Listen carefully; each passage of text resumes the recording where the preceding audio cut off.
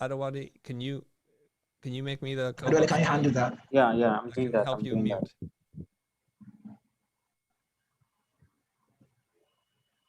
Okay.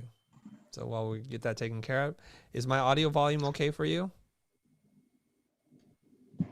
Yeah, it's perfect. It's Okay. perfect. Thank All you right. very much. Mm-hmm. Right. Chris, nice to meet you again. Uh, is that clear enough? Yeah. Okay, cool. So nice to meet you, Chris. Good to meet you. Um, so I'm going to start with the really really obvious question. So you've done the future for a really really long time, say 5 to 6, 7 years now. I've known you since 2015, uh, when you started the school with Jose, right? And I've been following you since then. And I think your community in Nigeria has gradually grown over the last 3 to 4 years. Um, from a few people knowing about the name ChrisDo to like one in every three designers in Nigeria knowing about ChrisDo and the future. It's been an amazing trajectory in Nigeria, basically, especially with the advent of YouTube. And I can remember a couple of us have tried, tried to bring this down into the country to have like a physical meetup. I, for one, am one. A couple more people have tried. Then COVID hit massively, and everything just turned, upside down and stuff. But again, it's amazing to have you here. And we try as much as possible not to ask questions you already answered on your channel. So I'm just probably going to kick off with the really, really obvious one. So Nigeria as a country is immensely different from the US, right? And so it means that while we consume your content, a lot of the things we have to do is take your content and then apply it in context into the Nigerian space, right? One of your major content, which was like a huge blow in Nigeria, was the one with Ben Bonds, where Ben Bonds was talking about how he moved from $5 to $50 to $500 to $5,000, right? That is an outrageous goal for a Nigerian designer because $5,000 is considered on the high side in the Nigerian client space. You would understand that. And so a big part of the Nigerian designer's dilemma is trying to apply the futures, content in context, especially when they're engaging with Nigerian clients. And so the first question that a lot of people have on their minds when we did a poll was, you know, how did Chris start 22 years ago as an art center student, grow into leading an agency, then becoming a design educator at Art Center, and then now leading one of the most influential design education platforms. How was that trajectory like for you? What were the things that you did as a person when you were going through that phase? Okay. I can answer that. It could be a really long answer, so I would like for you to help me to focus this in a little bit. Like, which part of that story do you want me to tell? All right, let's start with transitioning from design students to becoming a professional design agency. Okay, so when I get out of school, I'm working at a punk rock music label called Epitaph Records, and I wasn't really feeling that, so I quit my job, mostly because the creative director that I was working under, he was let go, and so I really didn't have anyone to learn from. And although they treated me really well, it's a good company, good boss to have, probably one of the best bosses to have. I just I'm there to learn. I'm not really that concerned about money at this point in my life. So I start freelancing, and the way I get freelance work is because some of my work was featured on Adobe After Effects, the CD that they sent out to people. And so some people in LA started calling me up and saying, "Hey, I saw your work," and I'm glad I submitted my work, because if I didn't, nobody would call me. And that's how I got some work initially. And I got work in broadcast and motion design because it was for After Effects. I got into a couple different places. One was called Novacom. Novacom was one of the hottest motion design, broadcast design shops in the country at that time. And I didn't even know what I was doing. So they would give me work to do. And luckily my design and typography skills got me noticed, even though my technical skills were not that good. And I really learned Photoshop while I was working there, because the person who was sitting next to me, he was so good at Photoshop. He would show me a couple of tricks. I'm like, God, this is so good. And he was such a generous guy. His name is Greg. And Greg showed me things. I'm like, wow, this is so good. But Hi, then Greg. ultimately, I just left because I got an opportunity to start my own business.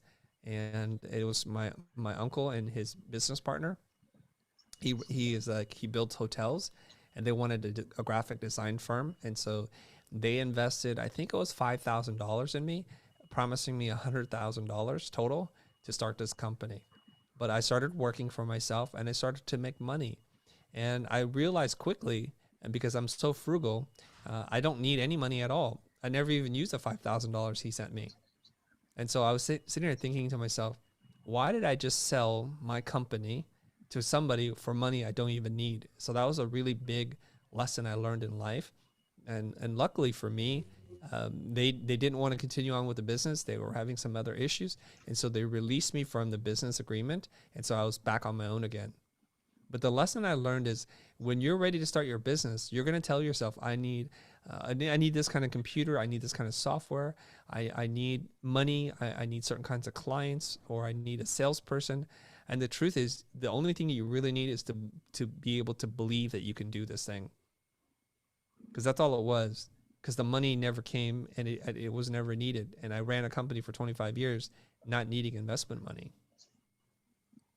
So you mentioned about how you figured out that you didn't need money, that you didn't need the money that they tried using to get the business from you. You didn't need that much money when starting the business and stuff. And I could remember in one of the videos you also talked about your preferences to partnerships in business. I want to share a bit of light on that. Basically, why do you think? What do you think about partners in running a design agency? And why didn't you have one? I've had one many times, and I've failed every single time. I've just realized that I'm really stubborn. I'm very opinionated, and I move really quickly. That does not make for a good partnership, because ultimately, if I move fast and you don't move as fast as I do, I start to feel like you're dragging me back and you're holding me back. Okay. Just let me be clear. So I had one partner, the person that my uncle and the hotel builder, they were my first partners. It didn't work out. And most people don't know this, but I had a second partner because I kept feeling like I need a partner. And so that was my brother. My older brother said, do you need money? I understand that your partners didn't work out. I'm like, oh, this would be great. And so we worked together. And just like I think 2 years into it, he made money, I made money, it was great. I asked him, I want to buy you out as a partner because I don't think I need a partner. And luckily, it's my older brother. So he said, you don't need to buy me out at all. Just return the money that I gave you. And I said, fine, great. But I just don't keep learning my lesson, right? And so later on, a woman who ran a visual effects company had said, let's partner together. And I created another company to run together with her. But ultimately, I found like that was so much work, so much money that was involved, and the amount of money we were getting back was not worth it. So I just dissolved that partnership. And then I partnered with Jose to start the school. And 2 years later, I'm like, this is not working for me either. So you can see, I've not learned my lesson in terms of partnering with people, because I have this optimistic viewpoint that it's going to be amazing, or we're going to do great stuff together. And then I wind up working with people, and then it doesn't wind up working out for me. So it's a lesson I still have yet to learn, obviously. And so I'm going to give people warning here, which is, I know you feel like you need a partner. I know you think you need something else to make you feel complete. But resist that urge for as long as possible. Learn to do the work that you need to learn. Like, for example, a lot of creative people don't understand anything about sales or marketing.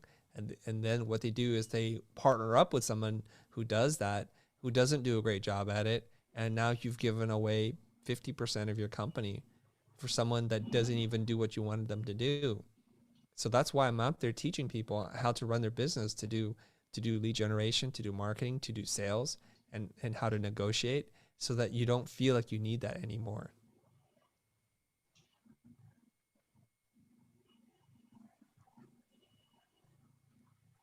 Thank you very much, Chris.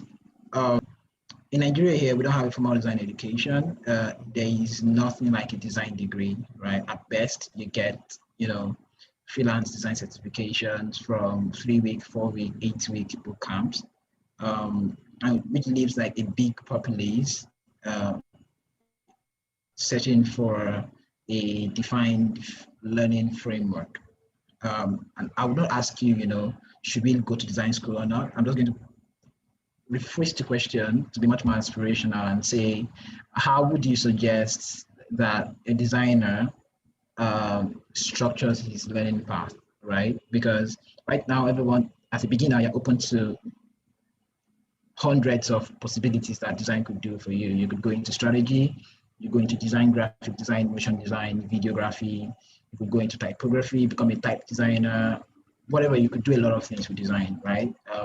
How would you suggest that the average freelance designer should structure his learning path, especially when there's no design there's no design association like AIGA, neither is there a design school or formal education for design. How would you suggest that we structure our learning path?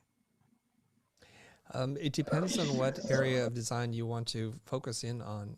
There are a lot of resources out there that are on the internet, and most of them are for free or for very little bit of money. Like even on our own channel, we've produced over 800 videos on design and different aspects of design. And that's just one channel. There are many channels out there. You have to kind of ask yourself, how do I learn the best? Some people are really good at picking up a book or a manual and flipping through it and reading from page to page and taking notes and writing things down and learning that way.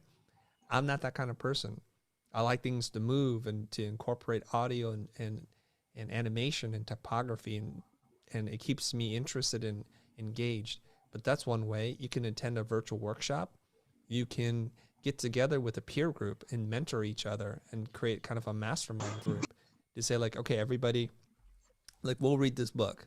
Everybody, let's read the same book. And then we'll get together once a week and we'll talk, even through Zoom or in person when it's safe to do so. And we'll just discuss the concepts from each chapter. And so you only need one person to kind of lead and move the group together in a discussion. And I think that's a wonderful way to look at or a wonderful way to learn together. So each person's going to have their own path. Some people are really good at listening, and they can learn through audiobooks, and I can't learn that way. I really need to like look at the words because I'm a visual learner, and I like reading books, and that works for me. So each person's going to have their own path. And what you can do is you can just research any art school, any design school in the world, and they'll show you the syllabus or the curriculum that they have for you. So from being a freshman to a sophomore, junior, senior, they'll lay out the classes and you can see them. So they're laying out the blueprint for you, and you, with a little bit of work and kind of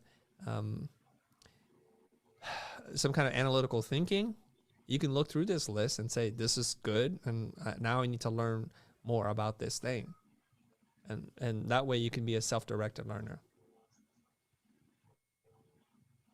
Thank you. And to follow up on that question would be, a lot of people believe that when they are self-taught, they don't achieve, this position of professional, of being a professional, right? At what point would you describe a designer as professional? What makes a professional designer? Oh, that's really easy.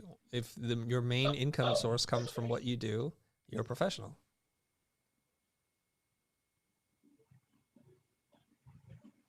Wow. That makes a lot of professionals, technically, right? Yeah. Now, whether or not you're good or not, that's a whole different story. Yeah. So it's really not a matter of skill. Is that what you're saying? No. For example, let's talk about acting, okay? If your main income source comes from acting, then you're a professional actor. That's how that works. If your main income, like if you're a musician, comes from playing music and not waiting tables or washing cars, then you're a musician, you're a professional. That's all that means. And now, whether or not you have a degree, if you want awards, that's totally irrelevant. Because I know people who've never gone to school, who are entirely self-taught and are fantastic and are at the top of the industry. Danny Yount is one such person. He's an incredible director and designer, and he used to drive a truck delivering, making deliveries for the company he worked for. Amazing. Thank you very much for that answer. That's like the clearest I've ever gotten on that question. So we have like 5-7 minutes left. So I'll just run through a couple of questions that we have from the audience. So someone asks that the concept of generalism and specialism has been something I have always battled with. Because one of the surest way to grow and expand your visual vocabulary is to learn new things and learn new softwares. As a designer, how should you approach these two concepts? Or better still, which one is better for a young designer? Should you be a generalist or a specialist? Yeah, there's a lot of different thoughts on this. So let me see if I can give you the big picture, okay? I like what Blair N says about this. He said at the beginning of your career, you're going to need to say yes to almost everything. So you can try lots of different things before you learn what it is that you like in life. And you're going to get really successful by trying lots of things, saying yes to low-paying work, working with people that you're like, this could be a little risky, but you go for it just because. And it opens a door for you and you develop these relationships. Then the second part of your life, that same attitude is going to have you hit a ceiling because you're trying so many different things. So the second part, success, comes from saying no to just about everything. The first part comes from saying yes to everything. And the second part comes just from saying no to everything. So now we have to pick. We have to pick a lane. We have to pick an area of focus, a specialization. And now we're going to really learn our craft. And this is really important. And so when you go to a formal design school, they're going to expose you to illustration, typography, packaging, exhibit design, signage, interface design, even motion graphics. So you're going to get exposed to lots of different things. And so you're saying yes to everything. And then you find like, wow, I really am excited about building meaningful identity systems for really big companies in the tech space where it relates to health companies. And now I'm going to say no to everything else. So now I'm going to give up motion graphics. I'm going to give up packaging. I'm going to give up exhibition design or illustration. I'm going to really focus on building identity systems. And through repeated exposure of the same problem, I get really, really good.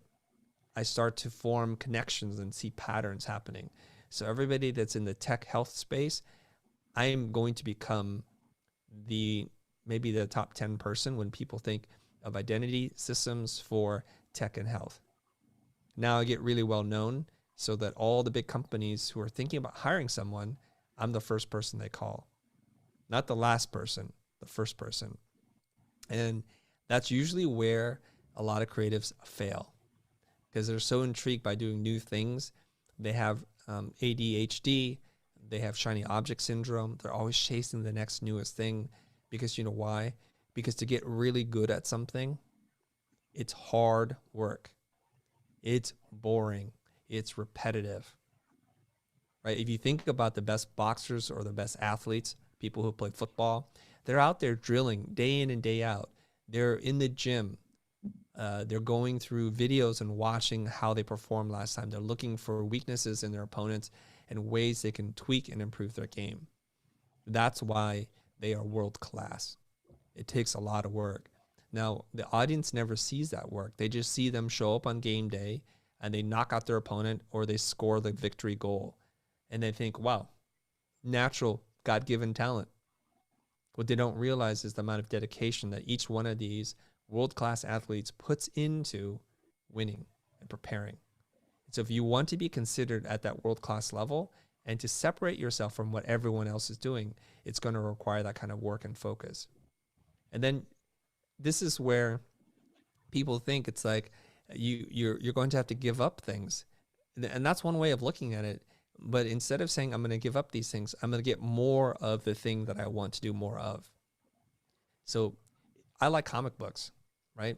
And if I was still doing design work for clients and all the comic book companies called me to design the logos for their properties like Superman, Spider-Man, Iron Man, I'd be a really happy person. I don't need any other kind of work. That's all the work I want to do. And if I got paid well, was well known, and got to design all the logos for my favorite comic book characters, I'd be really happy. I don't want to do packaging for a dog food. I don't want to design editorial spreads for a music magazine. I just want to do this thing. So find something that you love, something that you can sink your teeth into, something that puts a smile on your face just thinking about it. That's what you should be doing. Thank you. Let's jump right into the last question Okay. before our 30 minutes run out. So it says, so this from an agency owner. It says, how do you recruit or get your team in order to run your agency company? How do you invite them to join your vision with you? How do I get people to join the mission?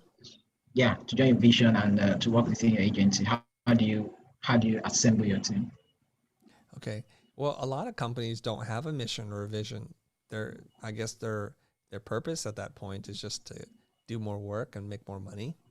And so I want to separate these things out, okay? So if you run a design company, which I ran one for 20 plus years, we're just talking about how to hire people, right? So hopefully I'm doing really good work, Yeah. and it's seen in the local community. And probably at some point in my life, at this point, I'm teaching at the universities, and that's a great way to spot future talent and to get to know new designers, new creatives, and they get to know who you are. So many times they'll ask to intern for you, or you can just ask them. At the beginning of my life and my career, I didn't ask anybody. They just asked me. But at a certain point, when I saw somebody really talented, I just asked them. I'm not going to wait around. And I would just approach them and say, if you're looking for an internship this summer, come and work for me. I think you'll learn a lot, and I think you'll like the projects that we do. And so outside of that, you're going to be going to probably recruitment fairs, like when people graduate, at least here in the United States. When they graduate, you're going to go to these things, you're going to look at the portfolios, and you're going to get to know who they are. And you just begin the whole process of getting to know each other. And that's not any different than any other place in life. You're going to ask them about how they like to work, what kind of projects excite them. And hopefully they get to know you and they like what you do. And if it's a good fit, you book them maybe for a month or 3 months at a time. And then when you really feel like this is a good, solid person, you offer them a full-time job. And if you've done your part, if you treated them well, if you help them to learn and grow, they'll probably say yes. That's how I would do it.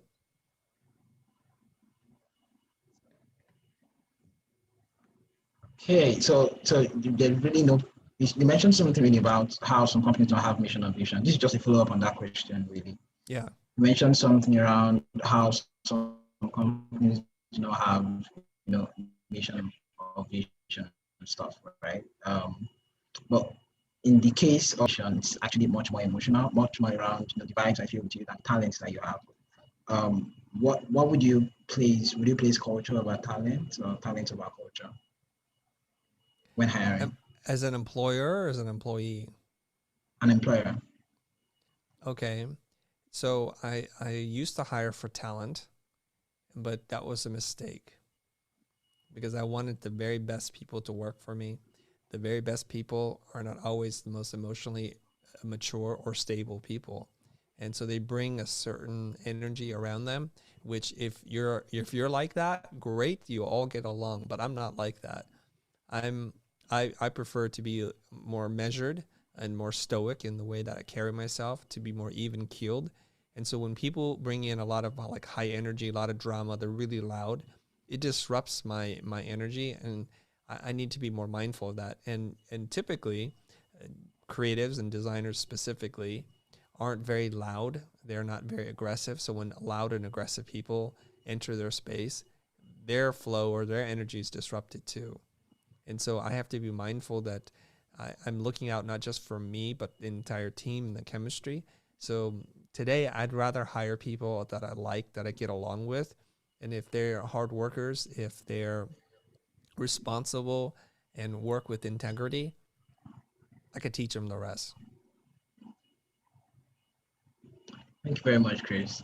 This has been an amazing, despite the interruptions, and for your patience and your tolerance. Thank you. I appreciate this. You're welcome. Everyone, on behalf of the entire Nigerian design community, say thank you, really. I'm really hoping to have in Nigeria sometime soon. Count on Thank it. I you. will be Hi there. to hi to the team too. Hi Greg. Hi everyone. Have a nice day. Thank Okay, you. you too. Take care. Bye. Bye.